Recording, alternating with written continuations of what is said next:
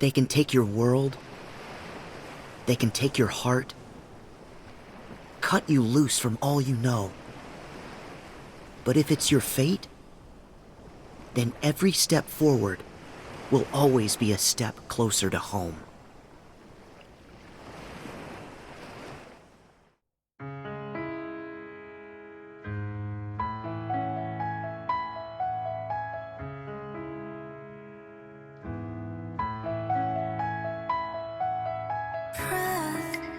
Should I take a deep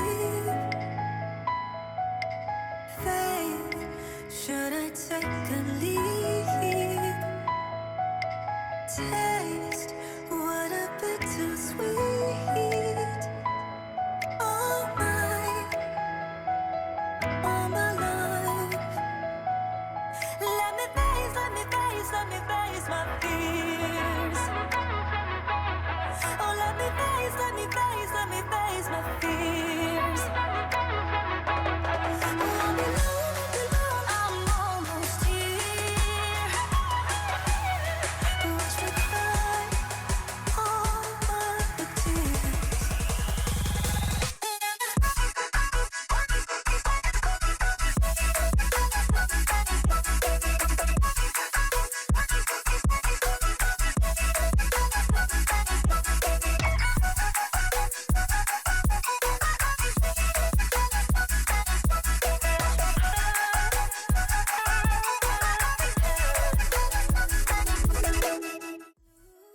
Hey Vsauce, Michael here.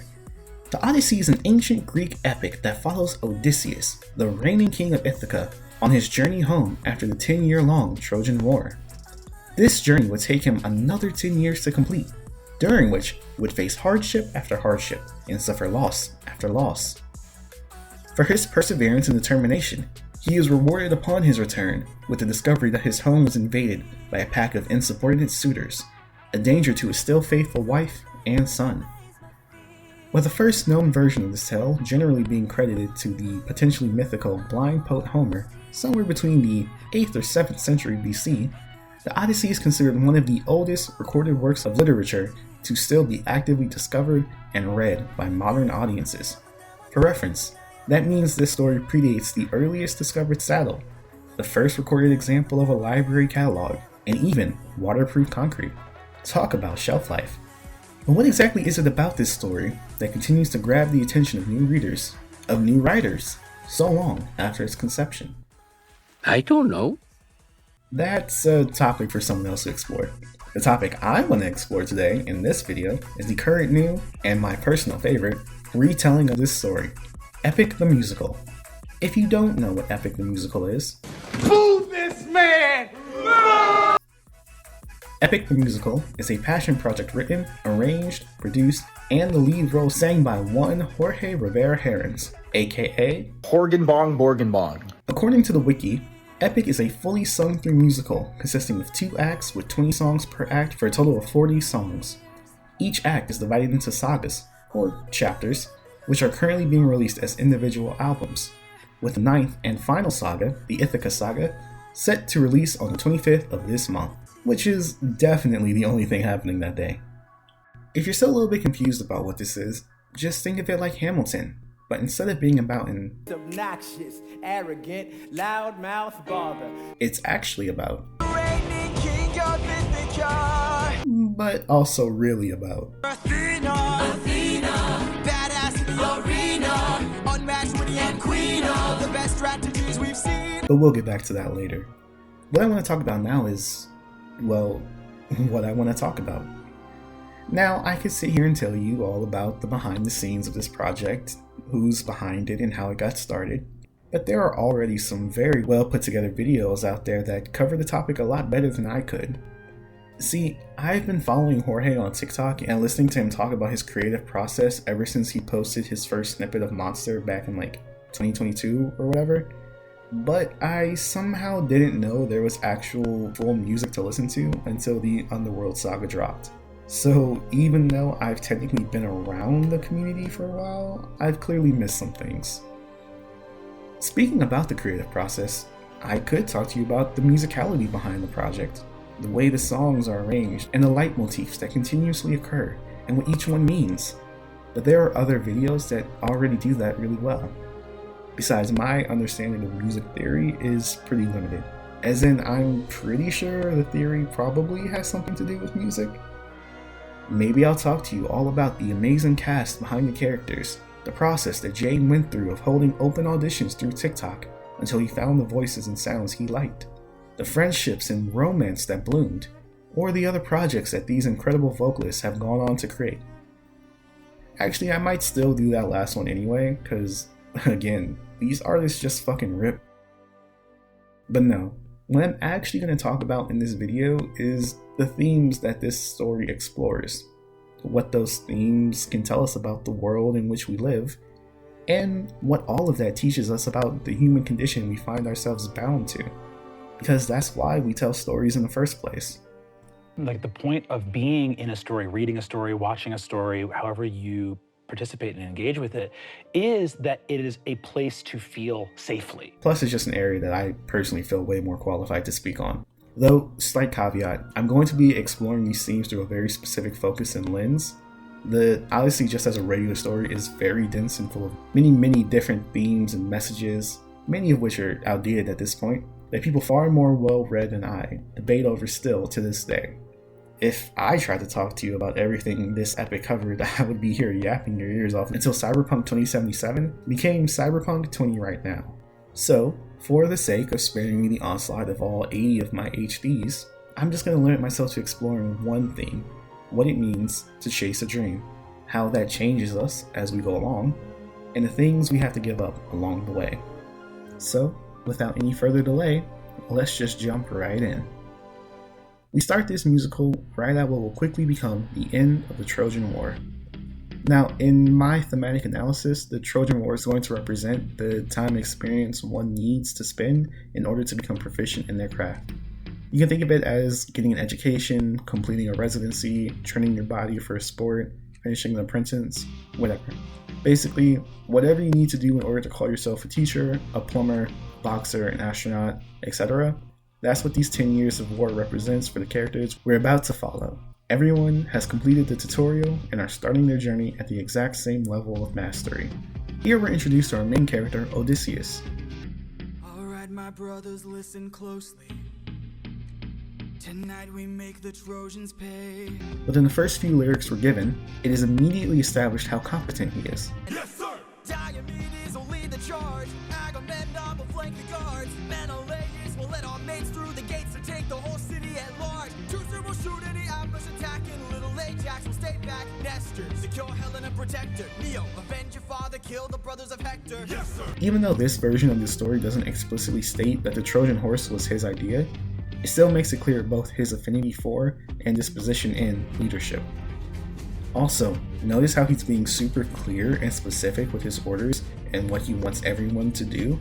Notice how that's not something he only does for his crew because they're, I don't know, dumb and or need someone to hold their hand and gentle parent them the whole time. Almost like having to be very specific and repeat yourself is a normal thing that has to happen to make sure everyone is on the same page in a high intensity situation. Just hold on to that thought for a second. Anywho, a journey is only as interesting as how intense the goal of and the reward for reaching the end of it is. An epic wastes no time in sharing with us what dream has its hold on Odysseus' heart. Penelope,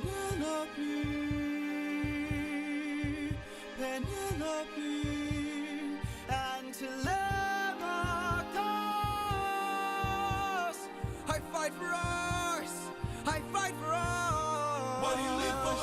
While later in the musical, Telemachus becomes an actual full-fledged character with his own hopes and dreams, as I'm certain Penelope will as well once the Ithaca Saga releases. For the majority of the musical, they mostly serve as goals for Odysseus, and by extension us the audience, to lose themselves as they hopelessly chase after.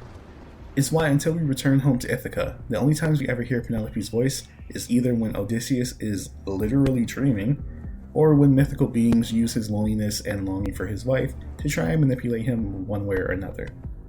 And poor Telemachus, since Odysseus has no idea what his son actually sounds like, his voice is almost completely drowned out by Penelope's, the only time we get to hear him before the Wisdom Saga. Just keep your eyes open. I keep on trying.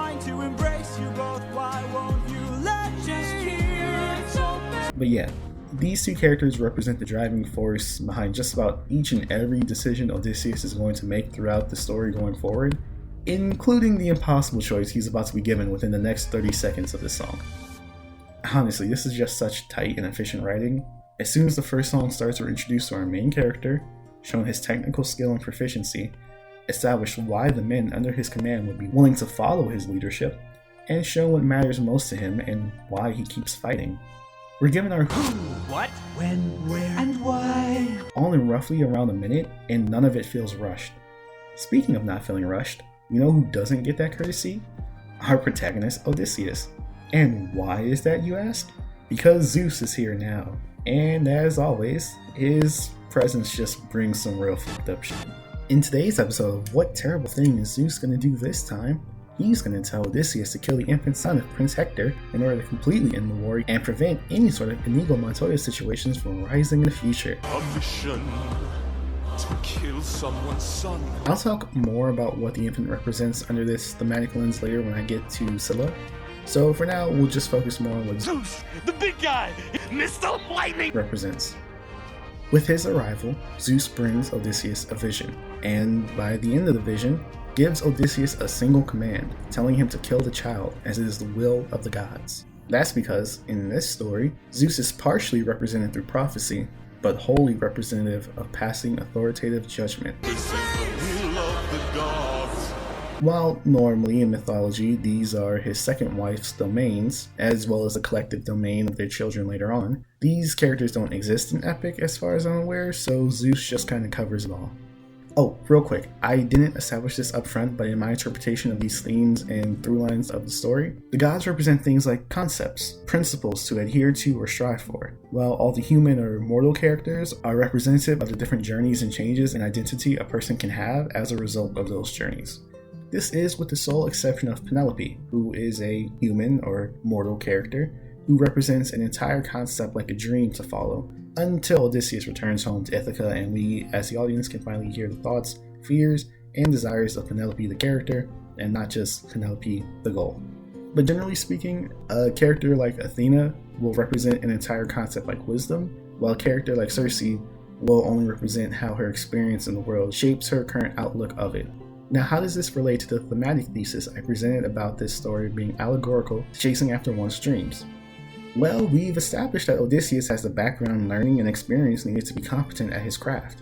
If that were all that was needed in order for him to achieve his goal, to claim his dream, then there would be no need for an entire epic poem dedicated to his journey home. Clearly, he is lacking something he needs in order to succeed. Zeus, in this instance, is the first of many gods who will appear along this journey as representations and indications of the things Odysseus is lacking, the things he needs to obtain for himself in order to make his dream a reality. So in this case, Zeus is showing Odysseus that just chasing the dream is not enough. He has to protect it once he has it. He needs to be the one to make the hard and inflexible judgment calls that others can't make. The infant is not a threat to your dream now, but it will be later. Be someone who makes a judgment call and stays true to it. Your will needs to be law if you're going to go the distance. If you would kill to protect your family in the future, then do it now. To a god, there is no difference between the two options. But for Odysseus, well, he's Just a man. and this judgment call is going to massively haunt him moving forward. But there's no time to think about that now, because we're leaving Troy and headed home. And again, Odysseus makes it very clear what drives him forward, what his goal to return to is. And Ithaca's waiting. My kingdom is waiting. Penelope's waiting for me. His voice rises and brightens with the level of importance the things he sings about, with Penelope clearly being the most important part of that list to him. Back at home, my wife awaits for me. She's my everything, my Penelope. Speaking of people Odysseus is intimately close to, now is as good a time as any to introduce you to Odysseus' two boyfriends and the rest of the crew. This is Polites. He likes long walks on the beach, hanging out with his fairy companions, and making pancakes. Say hi, Pancake. I mean, Polites. And this is Eurylochus. He's just a silly little guy who really seems to like not listening when people tell him not to do something. Say, please, for the love of Hermes Eurylochus, let's just try listening to your captain this one time, man. Just this one time, just for a moment. We can do whatever else you want to after that. And this is the crew. Most of their songs had to be cut out of the musical because they were too much of a vibe and would be overly distracting. Jorge's words, not mine. But they're still just a bunch of chill guys who definitely aren't going to get sacrificed by both their captain and their first mate's selfishness and hubris. I promise. So what exactly do these fun new characters, who will definitely have a happy ending where they make it back home with their brother, their captain, their king, represent in this story? I'm so glad you asked. Quite simply, Odysseus' crew represents the general masses, the nameless, faceless public we interact with on a daily basis and never really think about. Or, more aptly, the nameless, faceless masses that we ourselves are merely a part of for everyone else we encounter in our day-to-day. That is, unless we, like Odysseus, have that something within us that prevents us from simply being one of the rest. That something that forces us to rise above the rabble. That something that takes us from ordinary to extraordinary. From to legendary. As I said a moment ago, most of the songs that gave the crew a bigger role and more chances for some of their individual personalities to shine through had to be cut for the sake of the musical's cohesion, which is somewhat unfortunate because they're really great at illustrating my point. Like, I'll use this one song as an example of what I mean. In it, one of Odysseus' men, Paramedes, has eaten one of the lotus plants, a powerful narcotic that makes anyone who eats it forget, well, everything, and drowns them in an indescribable bliss. We should leave him. What? Look at how he sleeps. Look at how he's smiling. He's the first real one in weeks. His friend, Alpinor, tries to convince Odysseus to leave Paramedes here on this island with the rest of the other lotus eaters so that he can continue to be happy. You don't know him like I do, which is why you'd be perplexed if you knew how he would hide the truth, that deep down he was depressed. Odysseus, to his credit, responds by very calmly and reasonably telling his crewmate and friend that he does not care about what he's saying at all. The only thing he cares about is getting home. It's not my job to make him happy, it's my job to bring him home. And he'll happily be the bad guy if it means doing that. Maybe I'm a monster, maybe I'm in the wrong, maybe I'm the problem that's been hiding all along. I'm a slave to my ambition, a prisoner of my drive, and I have got this mission, and I cannot compromise, and you'll just have to cope with that. And with that one cut song, we are expertly shown the difference between Odysseus and his crew. In that one clip, we see the exact reason why this story is named after Odysseus, why he's the one who will make it home and achieve his dream above all others. Now, his crew has dreams, yes, they have goals that drive them forward, that is true. But these things exist solely on the level of a want, something that can be put aside either for the betterment of a friend's mental state or in order to follow the command of a captain. Alternatively, Odysseus is wholly possessed by his dream. He describes his ambition and drive as powers holding him captive against his will, forcing him to chase after them even if he doesn't want to. He knows inside that he would never compromise his goals for any of them, a proposition he'll be forced to prove to both his crew and himself later on in the story. And that's all demonstrated within a cut 90-second song. But what about the other two I mentioned a moment ago? What have they been up to this whole time that we've been focusing on the rest of the crew? Funny enough, they were right here, liking the video and subscribing to the channel. If you've been enjoying this scattered, unfocused look at and breakdown of some of the themes presented in this musical, you should leave a like too. And if you want to see more videos like this in the future, hopefully a little bit more focused and direct, you should subscribe and hit that bell icon so you know when I post another video. Assuming I ever stop playing Marvel Rivals long enough to make more of these. I won't give in to it now. I know that forward is the only way my heart can go. I hear your voice calling out to me. You'll never be alone. But what about what these two characters represent? What themes do they explore? Well, Eurylochus will explore more in depth a little bit later on when he reveals that he did something that everyone universally loves, but for now, just think of him as the Aaron Burr of this musical. But like, if Aaron Burr only ever got as much screen time as Madison, so he was much more easily misunderstood and villainized. Eurylochus is the direct foil to Odysseus, oftentimes serving as a lesser version of him. Instead of being the captain of the ship like Odysseus, Eurylochus is the first mate. Instead of being the king of Ithaca like Odysseus, Eurylochus would have just been a general noble.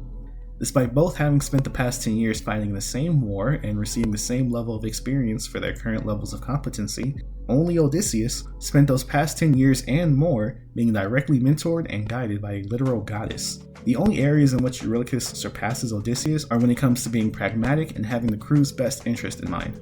And before you start yapping about the things he does later in the musical, I'm just going to preemptively tell you that you're wrong. So just be patient and wait for that section to find out why you're wrong. Instead, for this section, we're going to talk about Polites and how he represents the concepts of both hope and innocence. Hey, remember not that long ago in the video when some idiot said that only the immortal characters could represent concepts and the mortal characters had to represent expressions of experience? Yeah, don't listen to that guy. He's full of it. He doesn't know what he's talking about. Instead, you should listen to this song Polites sings to his good friend about how he's clearly suffering under the weight of his guilt and responsibility, and he could lessen the burden by believing in hope and choosing to see the world as he once did when he still had the innocence of a child who saw the world around him, not for what it was, but for what it could be. This life is amazing when you greet it with open arms. I see in your face there's so much guilt inside your heart. So why not replace it and light up the world? Here's how to start. Greet the world with open arms. Greet the world with open arms. Greet the world with open arms. You can relax, my friend. It's honestly not the worst ideology to have, especially for a soldier struggling with the horrors he's been forced to witness and commit. I'm sure it definitely won't be implemented in a way that brings any sort of horrific fates down upon our cast of characters. Whatever you please, 'cause I'm in shackles. Hypnotic lover taking over my mind. Your spell is binding, makes it so hard to find. She twists her hips and keeps it coming all night. Polites actually suffers from the same unfortunate circumstance as Penelope, except in reverse. He, as a character, is only really in the beginning of the musical. That's really the only time we have to get to know him before all that's left is his reoccurring motif. So, yeah, that's kind of all I have for Polites. He represents Odysseus' hope and innocence, which is why he has to be killed off so early in the musical, so we, the audience, can visually see and emotionally feel the impact of this journey killing our innocence and crushing our hope. Which is pretty much the entirety of what the second saga, the Cyclops Saga, covers. We run into our first trial, see it's a big monster. We're overconfident because of how well we've been performing when compared to regular men and Achilles. Mistakes are made, innocence is crushed. A tale as old as time. But the good thing about mistakes being made is that it means lessons can be learned. Right? This is as good a time as any to talk about Athena. At the start of the video, I alluded to the idea that this musical was about both Odysseus and Athena, that they were sort of dual protagonists. That's not exactly correct. It'd be more accurate to say that Odysseus and Athena are two pieces of a whole character, and that whole character is who this musical is about. Think of it like the characters of the narrator and Tyler Durden in Fight Club. They aren't actually two separate characters, but rather two parts of a whole character. Parts who often operate independently of one another, and even sometimes operate in direct conflict with one another. Luckily for us though, these two parts of the whole have a much happier ending waiting for them. God damn it! Wow! Okay, you are now firing a gun at your imaginary friend near 400 gallons of nitroglycerin! As you're probably already able to guess, Athena represents wisdom. She is the goddess of it after all. Though, in my opinion, this musical is one of the few iterations of this character that I feel like actually understands what wisdom is, and how a being who embodies it would act.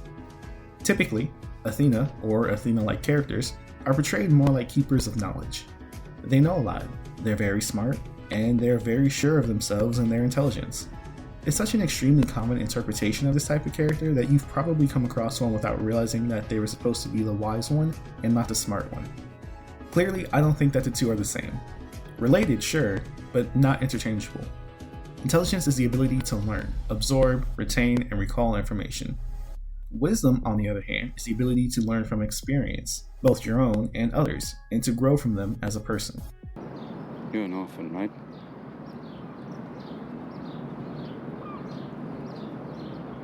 Do you think I'd know the first thing about how hard your life has been? How you feel? Who you are? Because I read Oliver Twist. Does that encapsulate you? When we first come into contact with Athena in this musical, she definitely comes across as more intelligence-based. Her song, Warrior of the Mind, talks about finding someone to reflect her own mental acuity, someone she can train and shape and mold into an ideal expression of herself. But it doesn't take who Odysseus is and the way he suffers with the burden placed on him into account. She isn't able to understand him because she is acting like a goddess of intelligence, a concept more focused on already knowing than acting like a goddess of wisdom, a concept focused on learning and understanding.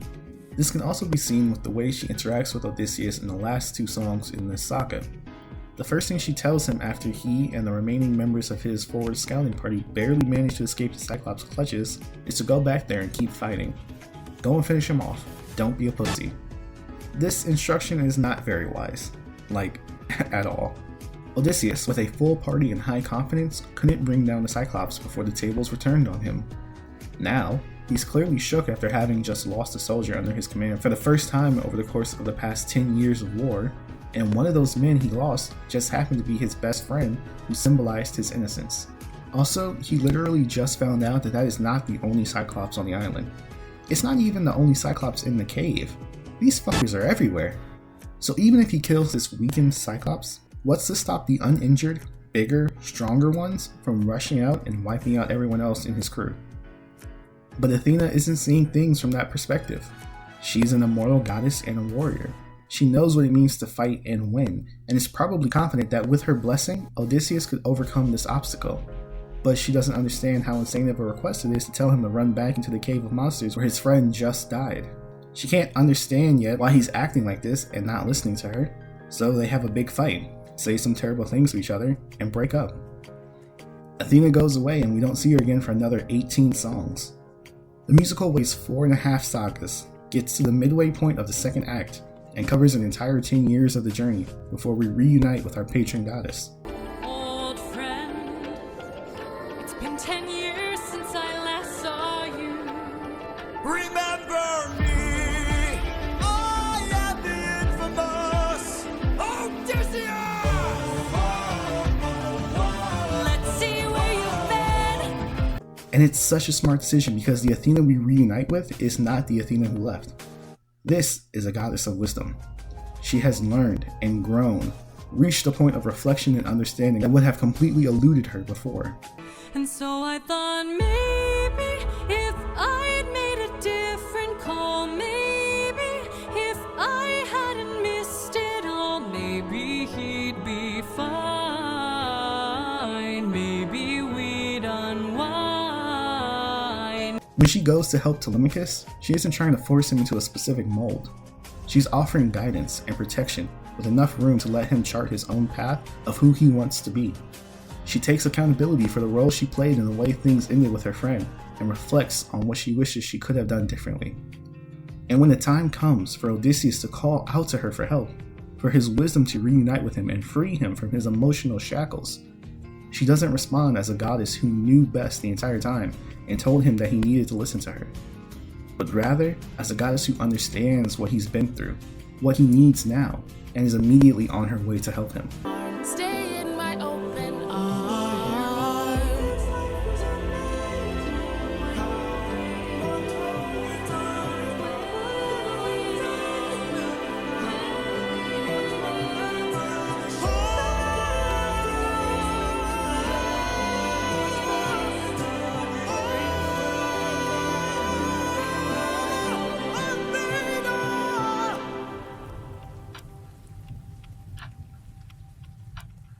He needs my help. Going into this musical for the first time, I was certain I wasn't going to like this character. Honestly, with the exception of back when I was still into anime and I understood that Hestia is Bestia, I never really rocked with the Greek gods like that, Athena especially. Like, I never thought she was worse than someone like Zeus or anything, but I can admit that my perception of Athena in particular was colored a very specific way by a very specific interpretation of her. Pretend to be everything you are not. Teacher, husband, father. But there is one unavoidable truth you will never escape. You cannot change. You will always be a monster. I know. But I am your monster no longer. But man, between the way she's written as being so much more human than honestly most of the other characters in the musical, and Tegan Early's incredible vocals, Athena surprisingly ended up as one of my favorite characters out of this whole thing. But for now, she's gone. Odysseus' wisdom has abandoned him, but he still has a lot more journey left. So let's head on over to the Ocean Saga. Never lets us he cheated on his wife. Well then fine, release him. So the Ocean Saga doesn't really have a whole lot of thematic interest for what we're talking about. This is mostly the part of the musical that is really just kind of the journey itself and not so much what the journey means or how it changes us. Really, this kind of sets up stuff that's going to become more important a little bit later on. But these setups are very important for later, so let's talk about it now. Storm is super emblematic of that. It's just the trial and just the journey. It's representative of who's to come later, but again, it's just setting up for what's coming on down the road, so not super important for us to focus on. Luck Runs Out, though, is very interesting for us to talk about, because this is the first time that Odysseus is going to make decisions out of fear and no longer out of confidence. Up to this point, Odysseus has been pretty confident in himself and what he's done and what he's capable of doing, but for the first time, he isn't finding the same levels of success that he had before. He's starting to lose men, he's lost his innocence, and he's beginning to feel that and the impact of that on his mental state. And it's not just him who feels it, the crew does as well. But Odysseus is so focused on what he has going on and achieving his dream, he doesn't really notice that the crew is feeling that way. You know who does notice that? Eurylochus. Why does Eurylochus notice that? Because that's his job. He's the first mate, and the first mate is supposed to be the liaison between the crew and the captain. And as first mate, Eurylochus does his job extremely well, almost a little bit too well, and it freaks out Odysseus, who, out of fear, brings Eurylochus aside and tells him, "Hey, you're about to cause mutiny. I need you to just stand by my side no matter what." I can't have you planting seeds of doubt. I can't have you disagreeing each route. I need you to always be devout and comply with this, or we'll all die in this. Okay. Okay. Thank you. To Eurylochus' credit, he agrees, and he goes off to find the wind god on his own. The second decision he makes out of fear, and one that will cause immediate problems, whereas the first decision he made out of fear will cause problems a little bit later on. I keep thinking of the infant from that night. I keep thinking of the infant from that night. This is when we're introduced to Aeolus. Aeolus represents concepts of being daring, or boldness, or courageousness, but specifically expressed through being adventurous. Sounds too easy, what's the catch?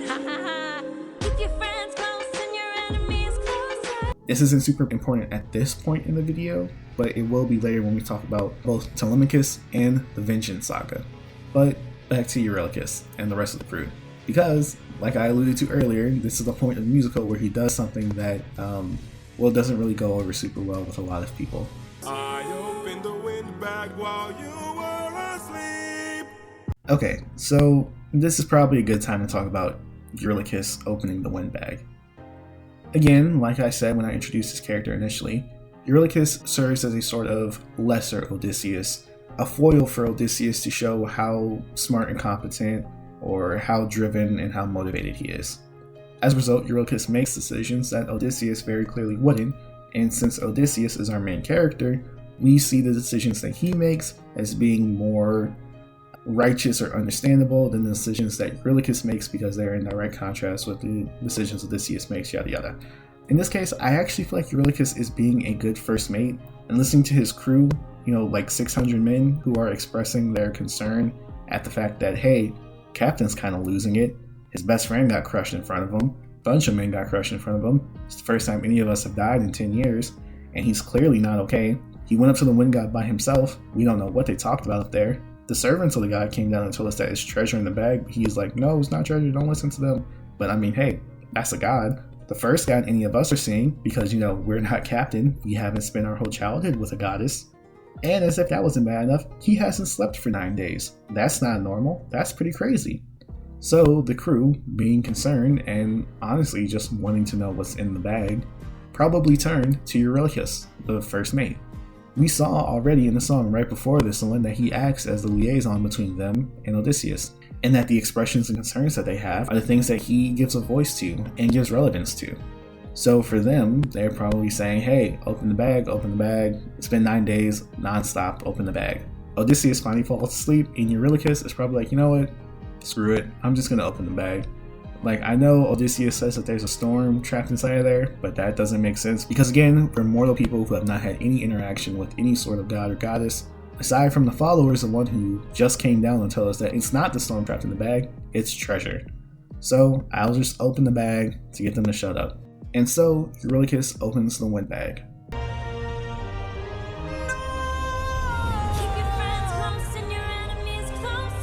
Now hear me out. On its own, this isn't the worst thing in the world.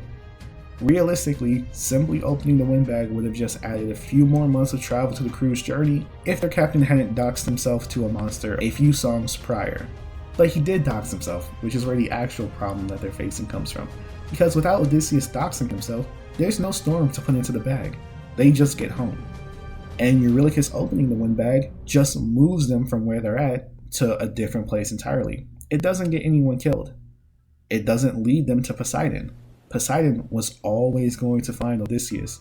He was not letting that man get home. If you think that Poseidon, the queen diva himself, was just going to let what happened to the Cyclops, an extension of him, go, then you're about to be in for a big surprise, because, Poseidon's here with his big song Ruthlessness, which, despite shouting that over and over again, he actually doesn't represent concepts of ruthlessness, but more so concepts of revenge and retaliation. If he was really about being ruthless, he would have just sank Odysseus on his journey anyway, without Odysseus ever really realizing who was coming after him or why. He would have just been like, oh, the ocean just opened up and now me and all my men are just falling to the bottom. That sucks. But instead, he wants to make sure that Odysseus knows who's attacking him, why he's attacking him, and making a big show and a big deal of it so other people don't go against him in the future. Actually, very similarly to Odysseus, Poseidon here is making a decision out of fear. A fear of losing his reputation with and the respect of the mortals who serve underneath him. Just like Odysseus was fearful of losing the respect of his crew just a few songs prior. I've got a reputation. I've got a name to uphold, so I can't go letting you walk, or else the world forgets I'm cold. Now get in the water. So, in order to make sure that he doesn't lose that respect and that reputation, Poseidon has to retaliate. He has no choice. He can't let it go. He even says he can't let it go later on. And he's not saying as in like, oh, I can't let this go, but as in like he physically cannot let this go because of what he represents. Aren't you tired, Poseidon? It's been 10 years. How long will this go? We're both hurting from losses, so why not leave this here and just go home?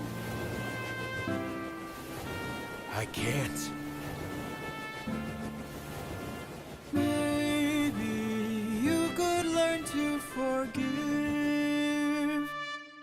No. So again, Eurylochus opening the wind bag didn't kill anyone, because Poseidon was absolutely waiting just outside of Ithaca for Odysseus to reach that point before he could sink him, just like he does later on in the musical.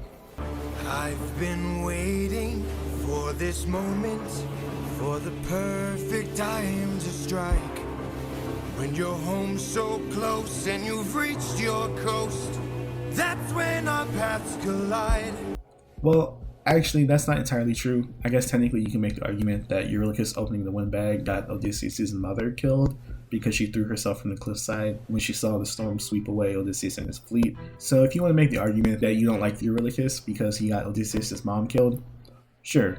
I mean, valid reason, crash out. You know, it is what it is. But if you're saying that you don't like Eurylochus because he opened the windbag when Odysseus told him not to and that got over 500 men of their crew killed, you're just factually wrong because Eurylochus didn't get anyone killed. It was Odysseus. Without Odysseus making the decisions that he did, there would be no danger for anyone else and there would be nothing to come kill them. When the horns start playing and you can't stop shaking, the bloodlust runs to your cheeks. Then your mind starts racing and your bones start aching. It's time to let them know what you need. Fuck me like you mean it, like you mean it. Make me believe it, walk the wire, it's alright. Love me like you need it, cause I can feel it, take it higher, show me why. Keep my composure, it's over. Anyway, let's move on to the next saga, the Circe Saga. And Circe is actually reflective of Odysseus' journey a little bit later as the monster, but specifically his arc throughout the Thunder Saga.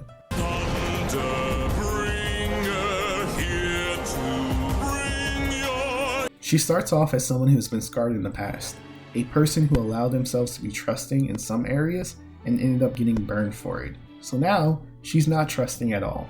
In fact, she preemptively starts judging and punishing people before they have a chance to even commit a crime, because, as she learned previously, if you wait for them to commit a crime, then you and the people you love and care about are going to end up being the ones who are actually hurt in the process. So now she just doesn't take any chances when it comes to protecting the people that matter to her. My nymphs are like my daughters, I protect them at all costs. The last time we let strangers live, we faced a heavy loss. The reason I say that her character arc in this saga is reflective of Odysseus' own a couple sagas later is because she immediately gives up on being that monster within the course of a couple songs. Like, it probably takes a lot longer living out this situation, but as just listening to the music, it's like she's presented as this puppeteer, this mastermind, this person who won't take any chances, and then like she sings one song with Odysseus, realizes that she can't beat him the normal way, sings another song with Odysseus. He goes, I miss my wife tales. And then she's like, alright, fine, you can go home. 12 long years since I have seen my wife, and now the god of tides is out to end my life. So I beg you, Circe, grant us mercy and let us puppets leave.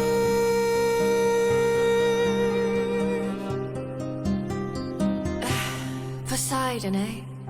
So, what Circe represents when it comes to the thematic sort of lens we're looking at this musical through, in terms of chasing one's dreams, she's someone who, like Eurylochus honestly, has given up on her dreams in favor of pursuing safety for herself and the people around her. I've got people to protect, nymphs I can't neglect, so I'm not taking chances, dear.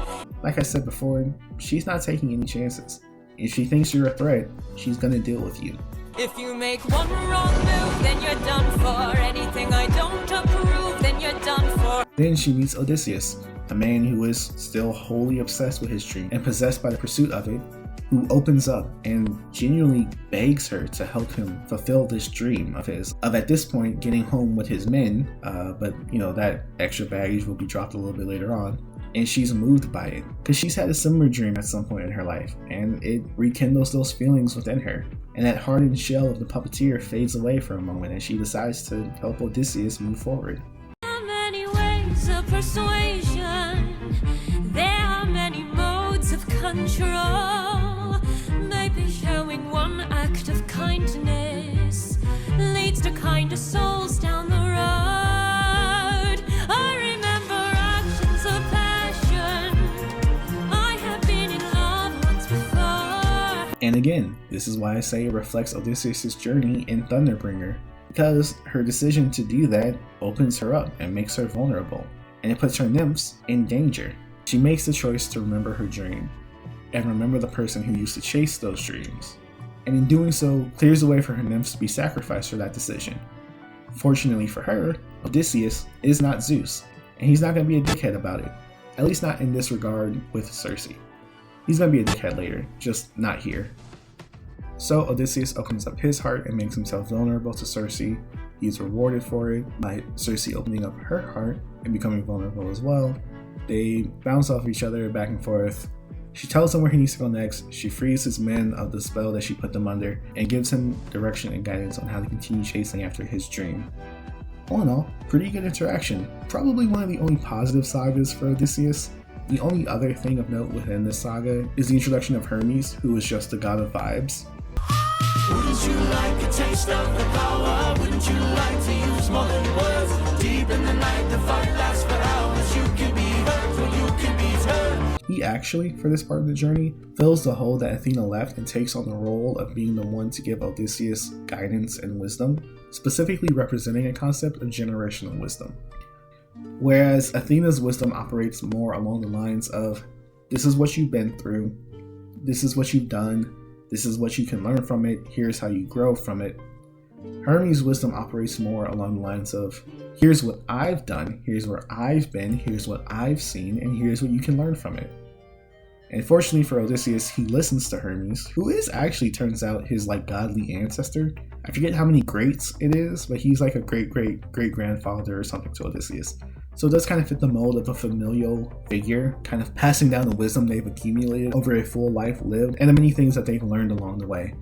And, like I mentioned before, this is one of the only positive endings of a saga for Odysseus that we get in this musical, and that is in no small part due to the fact that, for the first time, Odysseus is actively listening to the wisdom being presented to him. But unfortunately, he is still missing his own wisdom. So at best, all Hermes can do is just kind of give him the answer in this one specific case, but until Athena returns to him, until his wisdom returns to him, Odysseus cannot learn from this interaction. Now, after having left Circe's isle and following her instructions, Odysseus leads his crew into the Underworld. This entrance into the Underworld is one of those scenes that people like to use as sort of proof or evidence that Odysseus' crew is entirely incompetent, or that he has to sort of babysit them or even gentle parent them in order to have any sort of success. But again, him saying things repeatedly and making sure everyone is on the same page is the exact same thing he does at the very beginning of the musical. Him telling them things multiple times in this scene isn't necessarily to show that they aren't able to follow instruction or that they're going to disobey him, but rather that he's showing a return to form, back to the leader that he was, even if only momentarily. That's very important because this whole saga is supposed to be a moment of reflection and introspection, going all the way back to the things he did in the very first song. I keep thinking of the infant from that night. I keep thinking of the infant from that night. It's important that we're reminded of Odysseus, the capable leader here, because that capable leader is the one who makes the first decision that causes Odysseus to go down this downward spiral, resulting in, just recently, his crew perishing as a result of his decisions. And that crew that has perished are the first voices that we hear when we get to the Underworld. Captain, why would you let the Cyclops live when ruthlessness is mercy? One of the reoccurring themes throughout this musical is the idea of how will you sleep with what you've done? Or more accurately, how will you live with the decisions you've made? After everything you've done, how will you sleep at night? Now, while not showing him actually legitimately sleeping in the Underworld, the plunge into the Underworld is symbolic of that sort of sleep. After all, sleep is the closest thing to death until, well, Time to die. So Odysseus' journey through the Underworld is symbolic of his inability to sleep currently, his inability to live with the decisions he's made. And we see that reflected in the lyric, All I hear are screams. Every time I dare to close my eyes, I no longer dream. Only nightmares of those who die. Odysseus can't even see his dream anymore. It's not even what's forefront on his mind, just what he's lost. And this whole introduction song only focuses on what Odysseus has lost. He's lost his men, he's lost his best friend in his innocence, and he's even lost his mom without realizing it.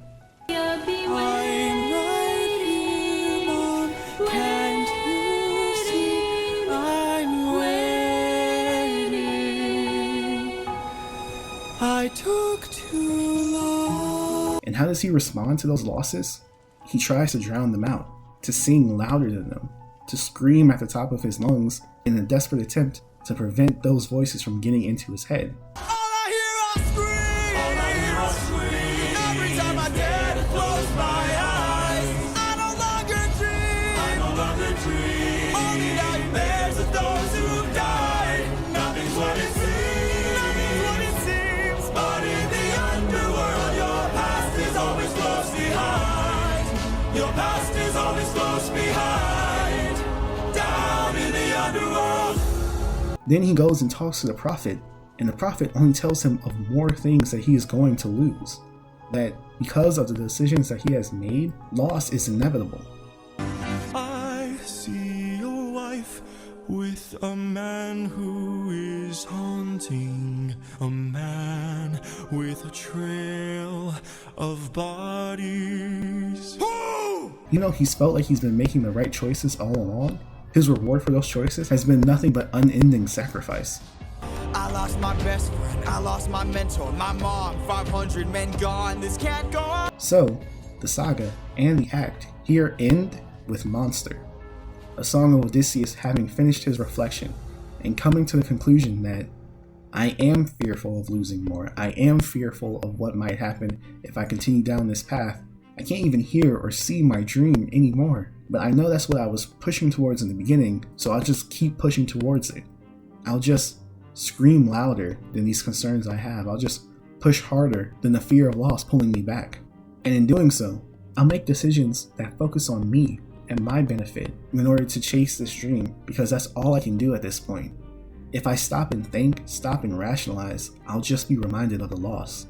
And that's where we end the first act, with Odysseus deciding that he's just going to act on instinct. He's just going to selfishly put his dream before all else. And that immediately becomes a problem when we start the next act. I'll become the monster. The next act begins, and we are thrust into the Thunder Saga. Don't you miss me? More than you know. Then jump in the water and kiss me. Penelope, I've told you this before. You know I'm afraid of the water. Immediately, within the first two songs, we see Odysseus doing his best to initially mimic the man he used to be. Smart, clever, intelligent, able to come up with a plan on the fly, execute it, and have no casualties as a result. We filled our ears with beeswax. That's how we resist your song. You pretended to be my wife, so I just played along. But once that song ends, we see that that is not the only thing that he is mimicking. He's begun mimicking the attitude and philosophies of the people and gods that he's come across on his journey so far. More specifically, Circe and Poseidon. Cut off their tails! We're ending this now! Throw their bodies back in the water. Let them drown. But he is doing this without the deeper understanding of why they do what they do and how to just address that issue instead of trying to dance around it in the same way that they have been. And so, without the understanding that comes from wisdom, he tries to push forward, but he's only able to get so far. At this point, even his crew is able to see the way he has changed, and they're wary of it. He is a different beast now. He is the one who feasts now. No more of us deceased, so he won't take more suffering from you. He is the man-made monster. He is the one who conquers. You are a threat no longer. He won't take more suffering from you.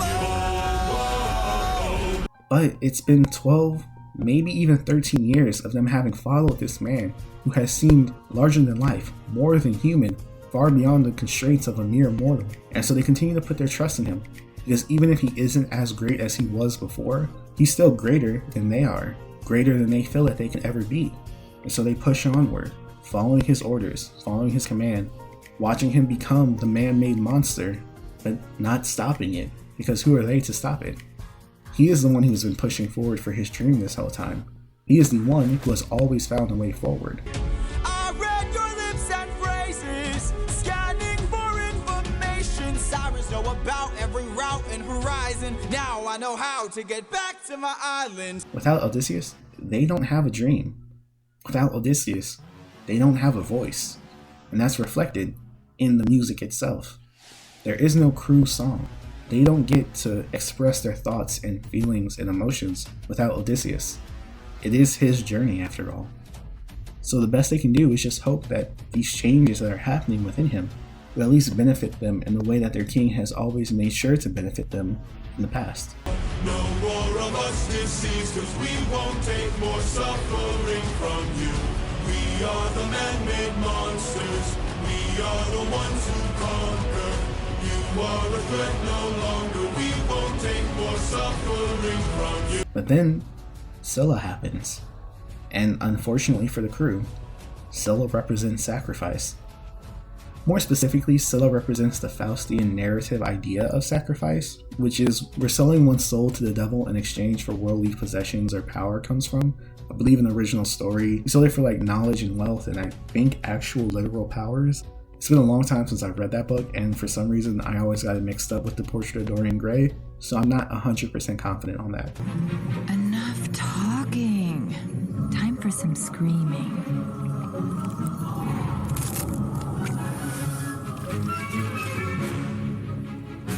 As they sail into Scylla's lair, her haunting vocals fill the air, encouraging not just the crew, not just Eurylochus, but Odysseus as well, to reflect on the horrible things that they've done, the secrets that they are keeping. You're quiet today. Deep down. Not much to say. In the song, it only focuses on Eurylochus feeling guilt over what he's done, and expressing that and apologizing to Odysseus for the part that he played in opening the wind bag. And I guarantee you that in that moment, Odysseus is also thinking about everything he's sacrificed up to this point, whether willingly or unwillingly. That means the baby that he chose to sacrifice at the beginning, the friend that he didn't choose to sacrifice at the hands of the Cyclops, the mentor who was sacrificed out of hurt and lashing out, and the 558 men who were sacrificed because their king got a big head and decided that he excelled beyond the realm of both man and mythical, and that nothing could touch him, not even a god. There is no price we won't Forgive me. We both know what it takes to survive. And with the thoughts of all those sacrifices running through his head, and the revelation of what role Eurylochus played in the opening of that bag, Odysseus makes another choice, another decision. I'm gonna sacrifice more men. Not so we get home, but so I get home. Eurylochus, light up 6 torches. Deep down, we're lonely demons from hell. Captain, something approaches. If he was still thinking rationally, still being clever, still thinking of how to make sure that all of us make it home, he would have kept the sirens on his ship. They didn't have to even necessarily be alive, but he could have put the torches on the sirens' bodies. Maybe bound and gagged them so that they couldn't scream out to Scylla and warn her that, oh, we aren't actually part of the crew. Assuming Scylla even cared about that. It's pitch black. It's not like Scylla necessarily even could see them. She's attacking the light. They could have put it on barrels and stood them up in a way that once the torch was set, it looked like a person was holding it. So that by the time Scylla attacked all 6 torches and realized that none of them were actually people, they could have potentially been on the other side of her lair. But Odysseus doesn't make that choice.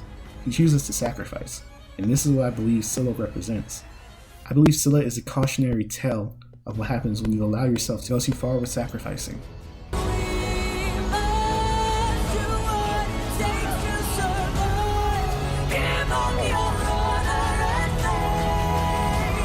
We have no idea what Scylla wants.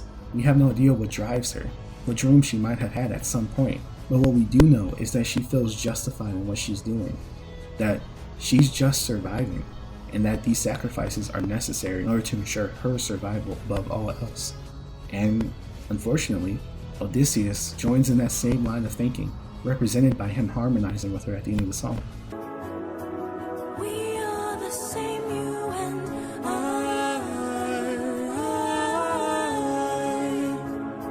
The dream doesn't necessarily matter at this point, he just needs to survive, and he'll do whatever it takes to do so. I'm the only one who can, and I'll take down anyone who gets in my way.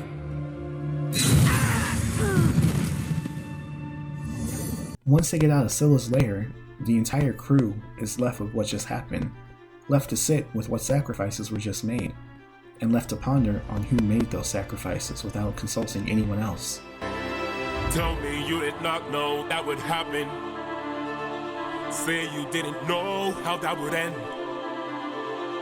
Look me in the eyes and tell me, Captain, that you did not just sacrifice 6 men.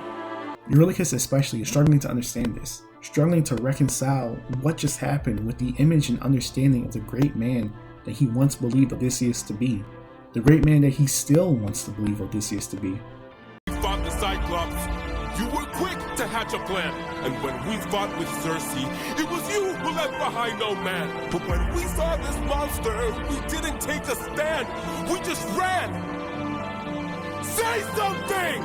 Eurylochus sees Odysseus as being someone so much better than him, so much greater than what he can achieve, that to see him to sink to a level that even he himself would not consider is world-shattering, and as a result, he begs and pleads with Odysseus to just gaslight him, to convince him that it was necessary as part of a greater plan that he just can't see or understand yet because he isn't as great as Odysseus. Use your wits to try and say I'm crazy and mad, that this is all some trick the gods have sent. Tell me you did not miss home so painfully bad, that you gave up the lives of 6 of our friends. But Odysseus can't even find it in himself to lie to his friend. He's done too much. There's nothing else in him. He's a shell of a man. Say something! I can't!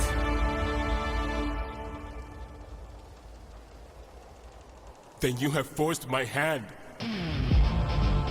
In that moment, Eurylochus realizes that the great man that he once knew is long gone. Maybe he was never even there to begin with.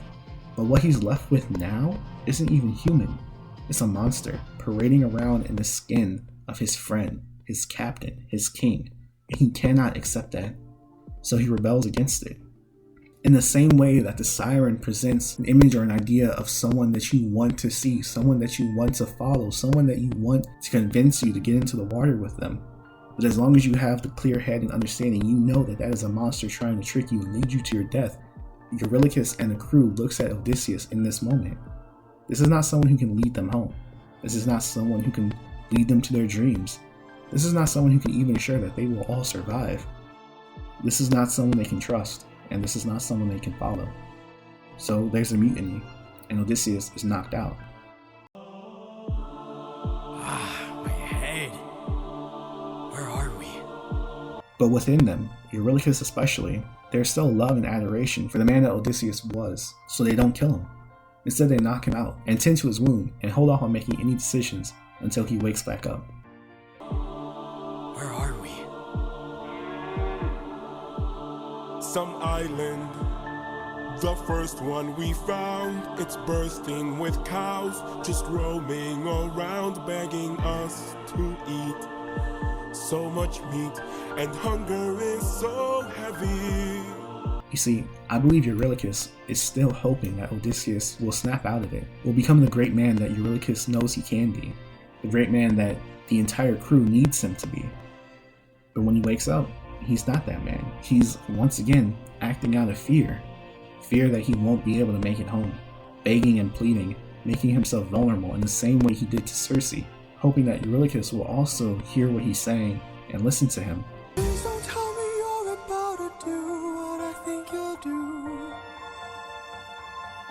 But that's not what's needed right now. What's needed right now is what Zeus wanted him to be. A strong leader who makes a decision and commits to it, no matter the cost. And Eurylochus just gives up. Odie, we're never gonna get to make it home. You know it's true. You don't know that's true. Gone are any hopes or desires of achieving his dream, and like Scylla, he's just focused on sacrificing something in order to appease his most base instinct, his hunger. And like Scylla, he justifies it. Whereas Scylla's saying that they're all just lonely demons from hell, relating to Odysseus on the level of a monster.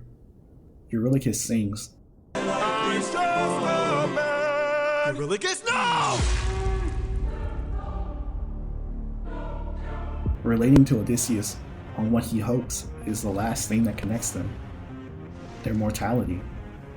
I know a lot of people give Eurylochus a lot of grief for this decision, usually understanding it at the level of Eurylochus simply thinking with his stomach and not with his mind, but this represents so much more than that. Eurylochus isn't like Odysseus. He can't just keep pushing forward endlessly. He represents the people who have tried their best, given it their all, and at a certain point come to the decision that their dream just isn't obtainable, and it's better for them to focus on what they can handle right here and now. Their most base needs like food and shelter, and just fall back into the nameless, faceless crowd. It's much easier to do that than it is to just keep going when you don't even know if what you're going towards is even there anymore. You ever wonder how your mom and me got to be so darn happy? Nope. Well, we gave up on our dreams and we settled, right, Vaughn? Oh, yes, that's right, Stu. We settled hard. See, that's the beauty of complacency, Jude. If you don't try anything new, you'll never fail. To Odysseus' credit, when faced with an actual life or death situation where he knows there is no way out of this, he doesn't sink to the same level. Like I said, he is greater than Eurylochus. He rises to the occasion and becomes the man that both Eurylochus and the entire crew have been wanting and needing him to be this entire time. We need to get away from this island now! Grab an arm with all the strength your arms allow! He starts giving out commands, trying to find a way to keep everyone alive, and as a result, the crew sees their captain back, so they fall back into listening to him. Eurylochus even calling him captain again, instead of just by his name. But it's too little, too late, because Zeus is here now. And Zeus, like the worst substitute teacher ever, comes with a very lethal pop quiz. Someone's gotta die today, and you have got the final say. You or your crew? If I force you to make this decision, to choose, will you stand by it? Will you be the model of a king that I think is correct? Or will you shy away from this moment? And fortunately for Odysseus, but very unfortunately for everyone else, Odysseus makes one last decision out of fear.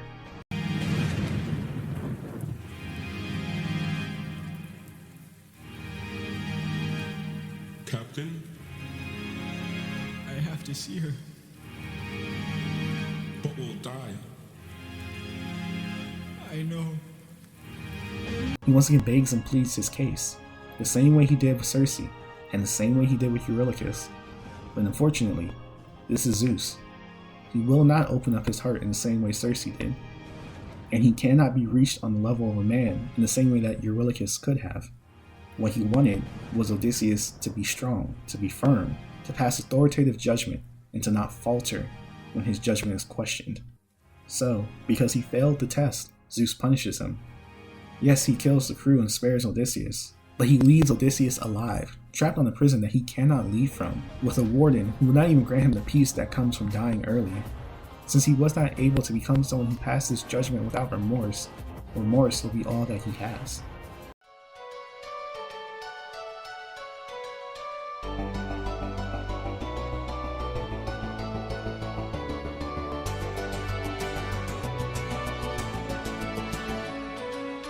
Now we jump forward 7 whole years and enter into the Wisdom Saga.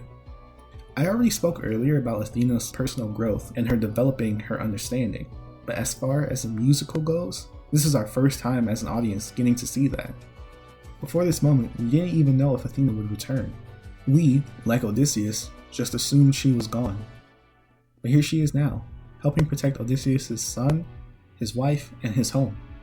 In other words, helping to protect Odysseus' dream right after Odysseus failed to do so himself, and was basically just sent to purgatory by Zeus.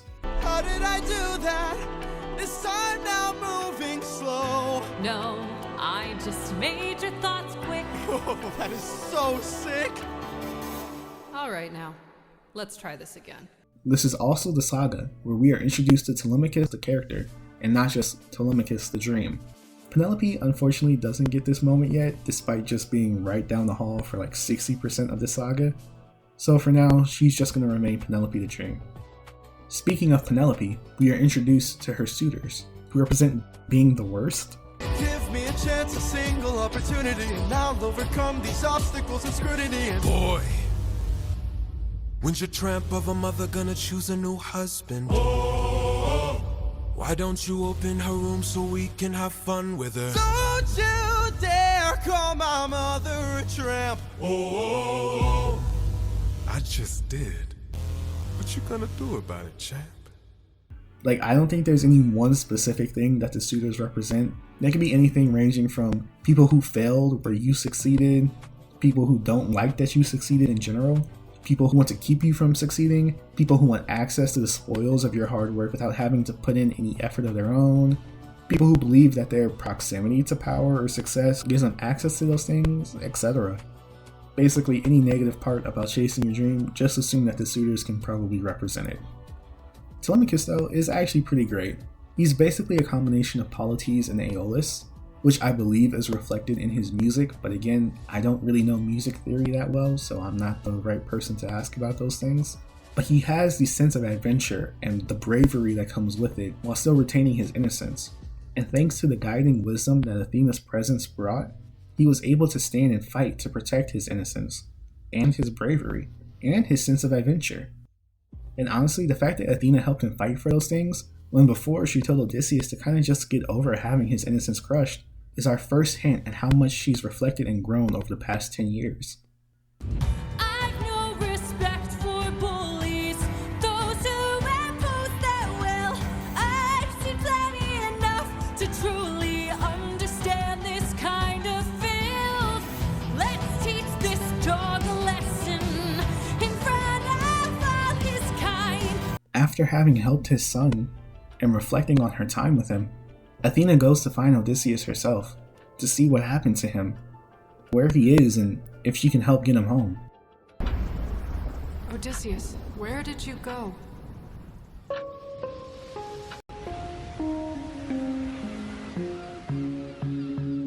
Morning, sleepyhead, you've been resting for a while. This is where we're introduced to Calypso, and not since Eurylochus has a character so heavily divided the epic fandom. Which actually, now that I think about it, I'm starting to see a trend. This is a black thing, isn't it? I don't know if I particularly enjoy the way everyone's talking about them. Oh well, time for me to talk bad about Calypso. We find Odysseus washed up on the Isle of Calypso, who, in my interpretation of this musical, is the godly embodiment of loneliness and misery. And the moment he wakes up, she immediately latches onto him, professing her undying love for him, which makes a lot of sense because misery loves company. I'm no pet, I'm a married man. Oh, handsome, you may try, but last I checked, goddesses can't die. Goddess? You're adorable. Bow down now to the immortal Calypso, here to entertain. But fear not, I bring no pain, cause we got all we could want here, all we could need here. Under my spell, we're stuck in paradise. Now I know that there's some contention about what all Calypso actually does to Odysseus during these 7 years.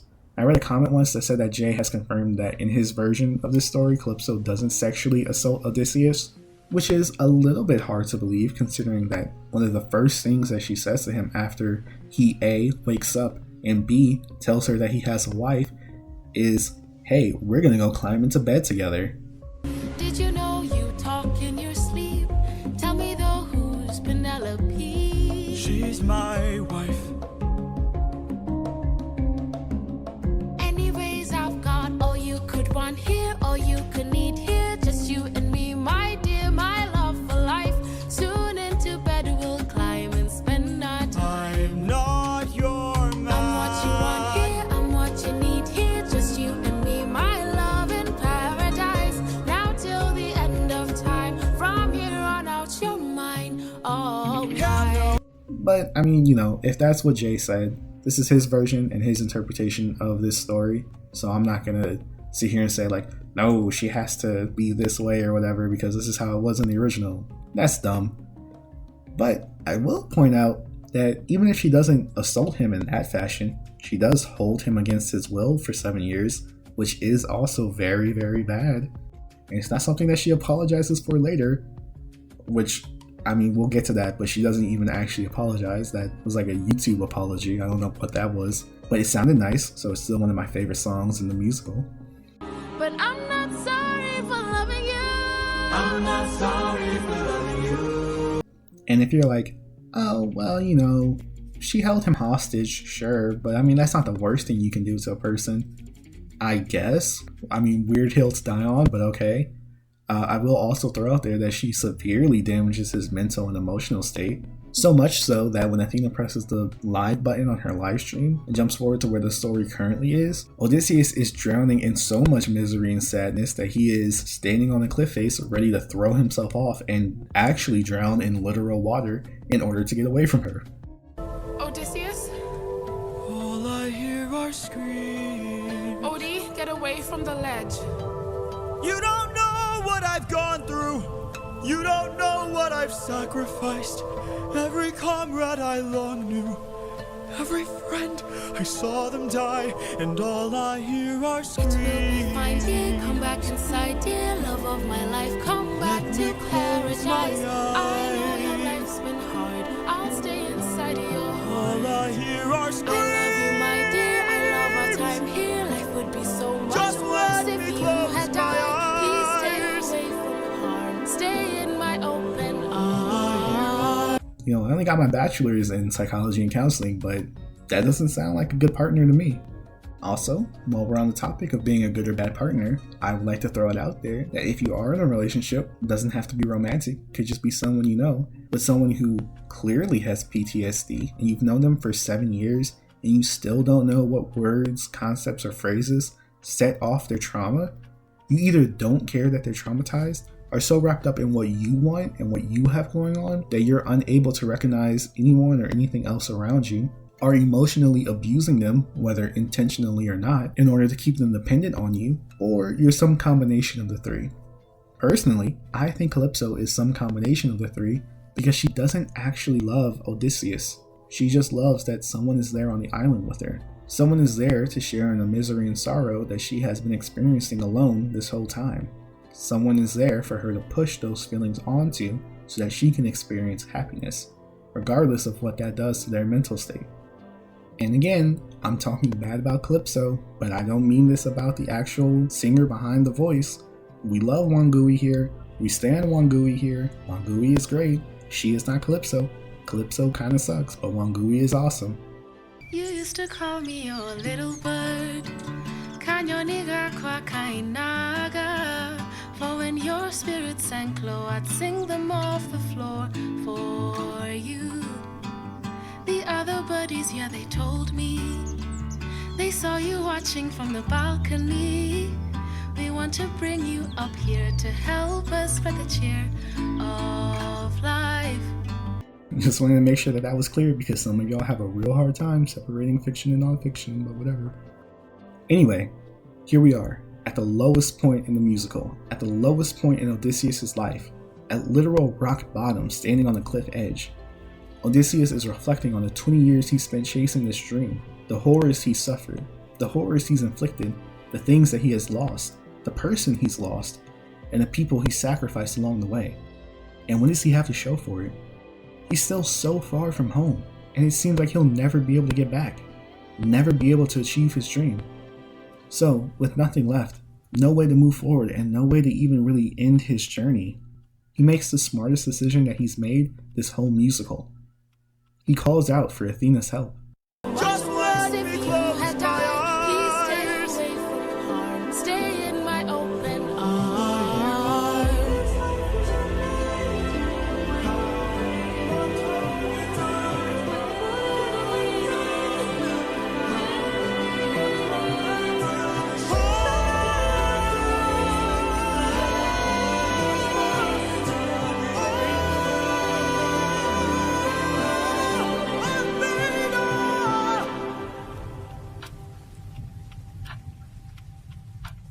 He needs my help. And in her newly realized wisdom, she hears him and comes to his aid in the best way that she can as soon as she can. She goes to her father Zeus, and that guy fucking sucks. Father, God King, rarely do I ask for favors. Now I'm knocking on your door with hopes to save a friendship with one who's a prisoner far from home. Odysseus. She begs him to reverse his judgment, to let Odysseus go free. Unfortunately, Zeus's whole thing in the musical is like, I pass judgment and I stand by it. So he's kind of like, hey, you're my favorite child, but you are trying to show me up in this musical. And I'm currently allowing Poseidon to be a diva. There's not enough room for 3 divas here, okay? It goes me, Poseidon, no one else. And kind of freaks out and kind of attacks his daughter. Kind of messed up, but it does represent these two concepts being in conflict with one another, which is making a hard and fast judgment call and sticking with it no matter what, and having the wisdom to learn and grow and accept that you might have been wrong. These two concepts are in conflict with one another, and as a result, these two gods come in conflict with one another. But this is not before Athena goes through God games, and this is super important because God games shows certain concepts that Odysseus was not able to understand throughout the musical being understood by the wisdom that is going to be returned to him. Specifically, concepts of justice, trust, love, conviction, and loyalty. Hey, baby. So many heroes, so many tales. Give me one good reason why you should prevail. He's got the mind of a genius, lighthearted. He's pretty skilled with words. You can do better than that. He's kind of funny. Never once has he cheated on his wife. Release him. These are concepts that Odysseus kinda understood, thought he understood, and lost sight of along his journey, now being recruited by Athena in order to be brought back to him right after she convinces her father to let him go by sacrificing her life, maybe? Unclear. You dare to defy me, to make me feel shame. No one beats me, no one wins my game. Thunder, bring her through the ringer, show her I'm the judgment call, the one who makes the kingdom fall. Is she dead? And with that, the Wisdom Saga concludes. Athena is victorious, and Odysseus' wisdom is returned to him. Now that Odysseus has been reunited with his wisdom, and can properly learn and understand every step of his journey, every god and monster he's faced along the way, he is figuratively and literally brought out of a place of loneliness and despair, and given a very real opportunity to chase after his dream once more. Someone arrived today. They said they're taking you away, that you're not mine to save, and soon I won't get to see your face. Calypso pleads her case to him in a song that's supposed to be an apology. A song that sounds absolutely beautiful, by the way. I think this is one of the most standalone songs in the whole musical, but is not an apology. She never actually takes any accountability for any of the things that she has done to him, instead putting the onus of each problem Odysseus has had on him, and in saying that she is not going to apologize for the part that she played because she believes that the part that she played was a positive one. So if I pushed you, or if I came on too strong, or if I ambushed you, for that I'll say I was wrong. And if you hate me, then I am sorry, my love's too much for you. But I'm not sorry for loving you. I'm not sorry for loving you. I'm not sorry for loving you. I'm not sorry for loving you. It's an apology that does a lot of explaining herself and justifying her actions in a similar way to what Scylla does.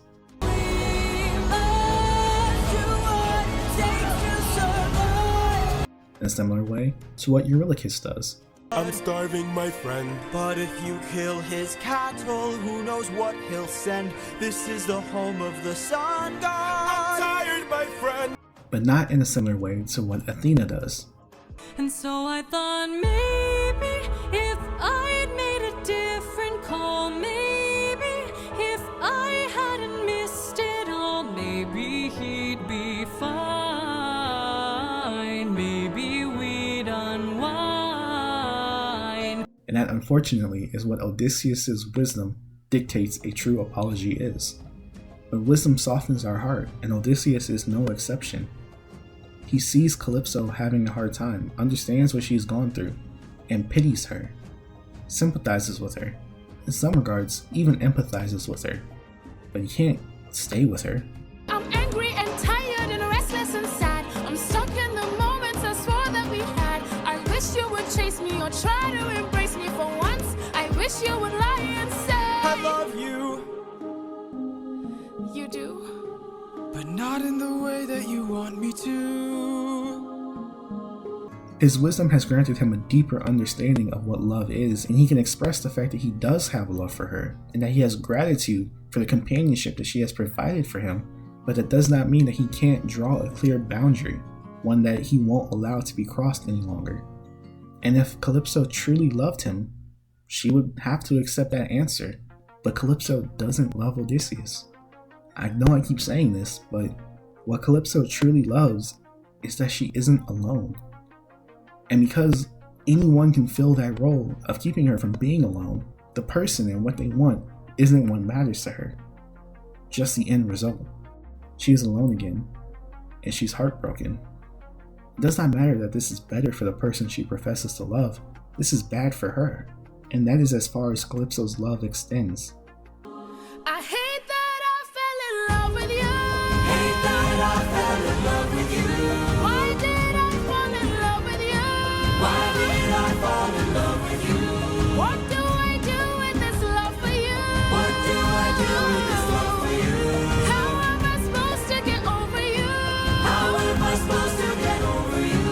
Why in the world won't you love me too? Once Odysseus leaves the isle, he is reunited with Hermes.